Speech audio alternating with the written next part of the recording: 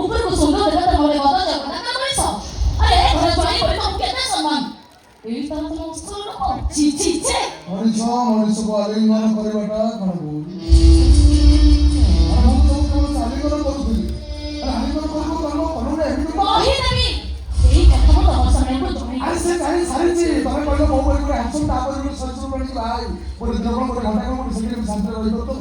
ହଁ କହିପାରୁଥିବ ତମ ସେଇଥିପାଇଁ ସ୍ତ୍ରୀ ଯନ୍ତ୍ରଣା ମୁକ୍ତି ପାଇବା ପାଇଁ ଏ ସହରର କୋଟି କୋଟି ସୁନ୍ଦରୀକୁ ନାଥ ଦେଇ ମୁଁ ଆଗରେ ତମକୁ ବାଛିଛି। କହିଦେବି।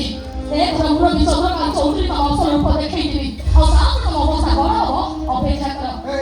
ତମେ ଟିକେ ସେଇ ଅପେକ୍ଷା କରୁନା। କାନ ଟିକେ ଶୁଣିଯାଅ ଆଗେ ଟିକେ ଭିତରେ ଆସ।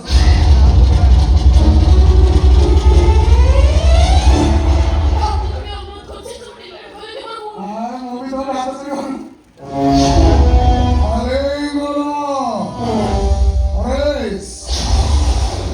দাস বর্মা ମୋର ଏ ଗୋପନ କାହାଣୀ ଗୋପନ କଥା ଯଦି ଚନ୍ଦ୍ରକାନ୍ତ ଚୌଧୁରୀ ଜାଣି ଯାଏ ମୁଁ ବି ତମର ଗୋପନ କାହାଣୀକୁ ପରେଶ ଦାସ ବର୍ମାକୁ ଜଣେଇବି।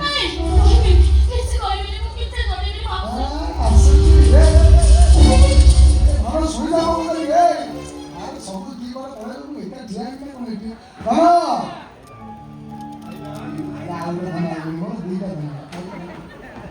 ତମ ଧନ ସେ ନୁହଁ ମୁଁ।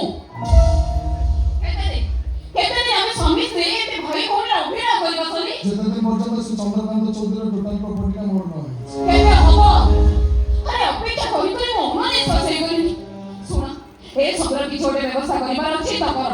ତାପରେ ଦରକାର ନାହିଁ ଆମର ସମ୍ପତ୍ତି ଚାଲେ ଘର ଛାଡ଼ି ଚାଲିଯିବ। ଭଲ କଥା କହୁଛ। ମୋର କଣ ପୋଖରୀ କୂଳରେ ଚାଲ ଧରି ଏତେ ଦିନ ପଡ଼ି ରହିଲା ପରେ ମାଛ ନ ନେଇ ମୁଁ ଏଠୁ ଚାଲିଯିବି। ଶନିଦେବ 9ଟା ଗ୍ରହ ଭିତରୁ ମୁଁ ସମ୍ପୂର୍ଣ୍ଣ ମୁଁ ତ ଜୀବନରେ ଥରେ ମାତ୍ର ଆସେ ତାକୁ ଶନି ଦଶା ବର୍ବାଦ ହେଇଯାଏ କେବଳ ବର୍ବାଦ।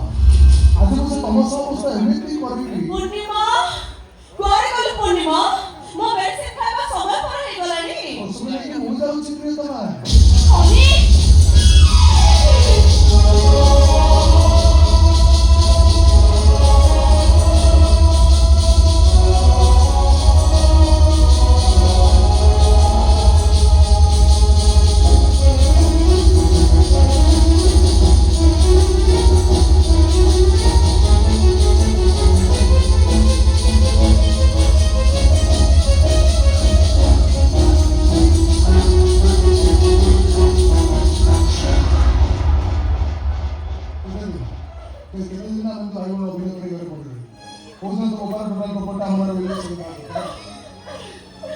देखो ମୁଁ ବା କଣ କରିପାରିବି?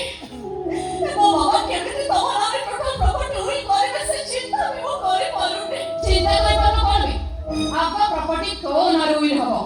ତାପରେ ସରିବ ନାକୁ ସବୁ ପ୍ରପର୍ଟିର 1% ସେୟାର ତ ଭାଇ ସିଧା କି ତ ଭଉଣୀ ଶୀତଳ କମି ମିଳିବନି। ମୋ ଭାଇ ସେମାନଙ୍କର ପ୍ରପର୍ଟିର ସେୟାର ଅଛି। କି ସେୟାର ଦେଖଉଛୁ?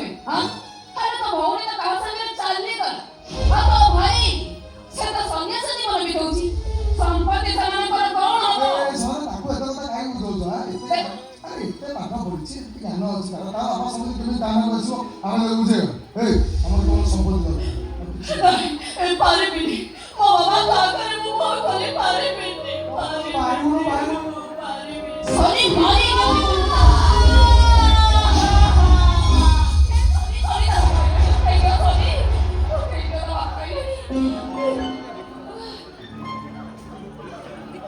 ପ୍ରଭୁ ଜଗତରନାଥ ଜଗନ୍ନାଥ ତମେ କଣ କଲ ପ୍ରଭୁ? ତମେ କେତେ ଦୁଃଖୀ କର ଦୁଃଖ ବୁଝୁଛ କେତେ ଅସାଧ୍ୟ ରୋଗକୁ ସାଧ୍ୟ କରିଦଉଛ ପ୍ରଭୁ। ହେଲେ କାହିଁକି କଣ ପାଇଁ ମୋ ଧନକୁ ତମେ ଭଲ କରୁନ ପ୍ରଭୁ? ପ୍ରଭୁ ତମରି ପାଖକୁ ଯିବି ତମରି ବଡ଼ ଦାଣ୍ଡରେ ତାକୁ କିଣିକି କରିକି ବଢ଼େଇବି ପ୍ରଭୁ। ପଢ଼େଇବି ପ୍ରଭୁ କାହିଁକି ଦୁଃଖ ବୁଝୁନ? ମୋର କଣ କଣ ହେଇଗଲାଣି ତମେ କାହିଁକି ଶୁଣୁନ ମୋ କଥା ପ୍ରଭୁ? ଜଗନ୍ନାଥ ତମ ଡାକ ଶୁଣିବେନି ଶନିଦେବ। କାହିଁକି ନା ମୁଁ ବି ଡାକି ଡାକି ଥକିଗଲିଣି। ଆରେ ଠିକ୍ ଟ୍ରିଟମେଣ୍ଟ ହେଇଛି ଠିକ୍ ମେଡିସିନ ଚାଲିଛି କିନ୍ତୁ ମୁଁ ବୁଝିପାରୁନି ସେ ସମ୍ପୂର୍ଣ୍ଣ ସୁସ୍ଥ ହଉନି କଣ ପାଇଁ? ମୁଁ ସୁସ୍ଥ ହୁଏ ନ ହୁଏ ମୋ ପାଇଁ ଆପଣ ବ୍ୟସ୍ତ ହେବା ଦରକାର ନାହିଁ ବାବା। ମୋତେ ଖାଲି ଆପଣ ଏତିକି କୁହନ୍ତୁ ଆମ ଘରର ଟୋଟାଲ ପ୍ରପର୍ଟି ଆପଣ କୋଉଦିନ ମୋ ନାଁରେ ଉଇଲ୍ କରାଇବେ?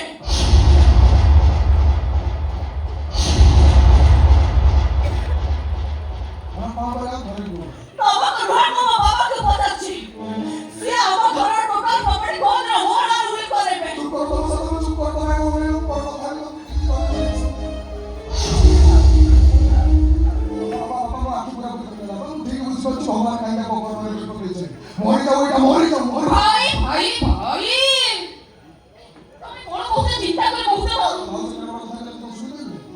ବି ଶୁଣିଲା ପରେ ମୋ କାନକୁ ଅବିଶ୍ୱାସ କରୁଛି। ମୋତେ ଲାଗୁଛି ମୁଁ ଯାହା ଶୁଣିଲି ମିଛ ଶୁଣିଲି, ଭୁଲ ଶୁଣିଲି। ମିଛ ନୁହେଁ ସତ। ମୋର କେବଳ ପ୍ରପର୍ଟି ଦରକାର, ଆମ ଘରର ଟୋଟାଲ ପ୍ରପର୍ଟି। ମୁଁ ସାର୍ ତୁ କଣ କହୁଛୁ ଚିନ୍ତା କରିପାରୁଛୁ ତ? ହଜାର ଥର ଚିନ୍ତା କଲା ପରେ ମୁଁ ମୁହଁ କରିବାକୁ ବାଧ୍ୟ ହେଇଛି ବାବା। କୁହନ୍ତୁ ବାବା, ଆମ ଘର ଟୋଟାଲ ପ୍ରପର୍ଟି ଆପଣ କୋଉ ଦିନ ମୋ ନାଁରେ ଉଇଲ୍ କରାଇବେ? ଆରେ ତୁ ସମ୍ପୂର୍ଣ୍ଣ ସୁସ୍ଥ ନ ହବା ପର୍ଯ୍ୟନ୍ତ ପ୍ରପର୍ଟି କଥା ଚିନ୍ତା କରୁଛୁ କେମିତି? ମୁଁ ବୁଝି ସାରିଛି ଏ ଜନ୍ମରେ ମୁଁ ଆଉ କେବେ ସୁସ୍ଥ ହେଇପାରିବିନି। ତାଛଡ଼ା ମୁଁ ସୁସ୍ଥ ହୁଏ ନ ହୁଏ, ମୁଁ ଚାହୁଁଛି ଆସନ୍ତାକାଲି ଟୋଟାଲ ପ୍ରପର୍ଟି ଆପଣ ମୋ ନାଁରେ ଉଇଲ୍ କରାଇବା ଦରକାର। ଅସମ୍ଭବ। କାଲି ପ୍ରଥମେ ହସ୍ପିଟାଲଟା ମୋ ନାଁରେ ଉଇଲ୍ କରାଇ ଦିଅନ୍ତୁ। ଯଦି ନ କରେ ମୁଁ ଆପଣଙ୍କୁ ଏତେ ସହଜରେ ଛାଡ଼ିବିନି ବାବା। ମୁଁ ଆପଣଙ୍କୁ କୋର୍ଟ କାଠଗଳାକୁ ଘୋଷାରି ନେବି। ତମସା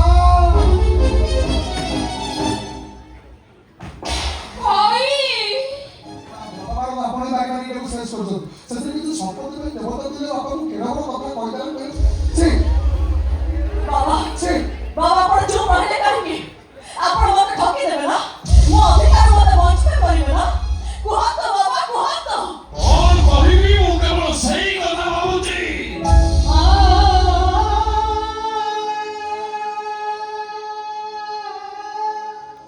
ଆରେ, ତୁ କଣ ମୋ ସେଇ ଝିଅ ତମସା? ତୁ କଣ ମୋ ସାନ ଝିଅ ଯିଏ ସମସ୍ତଙ୍କଠୁ ଅଲଗା, ଯେ ସମସ୍ତଙ୍କଠୁ ନିଆରା, ଯେ ନିରୀହ ପ୍ରଜାପତିଠୁ ଆହୁରି ନିରୀହ, ସିଏ ଯେ ଆଜି ବିଷଧର ସାପ ହୋଇ ମୋତେ ଚୋଟ ମାରିବ, ତା ଚୋଟ ଯେ ଏତେ ବିଷ ଏତେ ଯନ୍ତ୍ରଣା ମୁଁ କେବେ ବି ଭାବିନଥିଲି। ନାଇଁ, ତୁ ମୋ ଝିଅ ତମସା ନୁହେଁ, ତୁ ମୋ ସାନ ଝିଅ ନୁହେଁ। ତମସା ରୂପରେ ଆଉ କିଏ ଜଣେ ଏ ଘରକୁ ପଶି ଆସିଛି। ଭାଉଜ ତମେ ଭୁଲ କହିଲ ଭାଉଜ। ଏ ଅବସ୍ଥାରେ ବାପାଙ୍କ ସମ୍ପତ୍ତି ମାଗିବାକୁ ହେଲେ ତମେ ମାଗୁଛ। ମାଗୁ ମାଗୁ ସମ୍ପତ୍ତି ଲାଗିକି ସବୁଦିନ ପାଇଁ ଏଠି ଥାଉ ବର୍ତ୍ତମାନ ଚିନ୍ତା ହେଉଛି ପଳେଇବି। ତମେ ପଳେଇବି ଯିବନି, ଏଇଠି ରହିବ, ଏଇ ଘରେ ରହିବ। ବାବା ମୋତେ ଆପଣ ସତ କୁହନ୍ତୁ ବାବା, ଆପଣ ଟୋଟାଲ ପ୍ରପର୍ଟି କୋଉ ଦିନ ମୋ ନାଁରେ ଉଇଲ୍ କରାଇବେ? ଆରେ ଟୋଟାଲ ପ୍ରପର୍ଟି ତମେ ଉଇଲ୍ କରିପାରିବି? ମୋର ଆଉ ଗୋଟେ ଝିଅ ଅଛି। ସିଏ ତ ଏ ଘର ଛାଡ଼ି ଚାଲି ଯାଇଛି ତା ଲୋଭ ସହିତ। ଆପଣ ମନେ ମନେ ତା ପାଇଁ ସୁଧି ମିଳି ସାରିଛନ୍ତି। ଆଉ ତୁ ଭୁଲି ଯାଉଛୁ ମୋ ସିଦ୍ଧାନ୍ତ କଥା। ଭାଇ ତାର ଜନ୍ମରେ ଆଉ କେବେ ବି ସଂସାର କରିବେନି। ଆଉ ବିରତି ଭାବରେ ସବୁଦିନ ପାଇଁ ଘର ଛାଡ଼ି ଚାଲିଯିବେ। କଣ କରିବାକୁ ଚାହୁଁଛୁ?